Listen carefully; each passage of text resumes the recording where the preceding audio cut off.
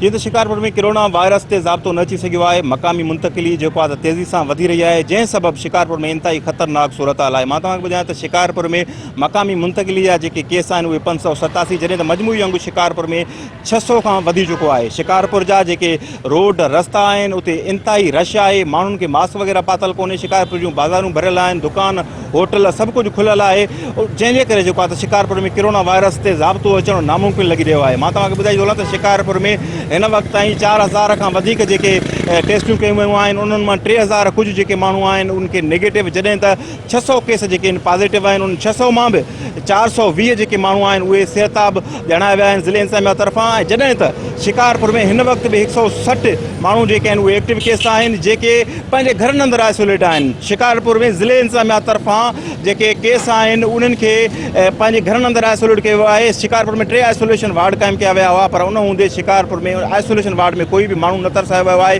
जंहिंजे करे जेको आहे त मक़ामी मुंतकिली वधी रही आहे। डीसी पारां मुख़्तलिफ़ वक़्तनि ते पाड़ा सील करण जा, ॻोठ सील करण जा नोटिफिकेशन जारी कया वञनि था, पर हिन वक़्त ताईं कोई भी पाड़ो अमली तौर ते या कोई भी ॻोठ जेको आहे शिकारपुर जो मुकमिल तौर ते सील न थी सघियो आहे। शिकारपुर जी ज़िले इंतज़ामिया फ़क़ति नोटिफिकेशन ते यकीन रखे थी ऐं अमली तौर ते कोई भी जेको आहे त उहो क़दम नथी खणे। शिकारपुर जे शहर जा तव्हांखे मां ॿुधाई थो वञा त इंतहाई रश वारो माहौल आहे, जंहिंजे करे जेको आहे त कोरोना वायरस में अॻिते हली बि जेको आहे त इज़ाफ़ो थी सघे थो। जी।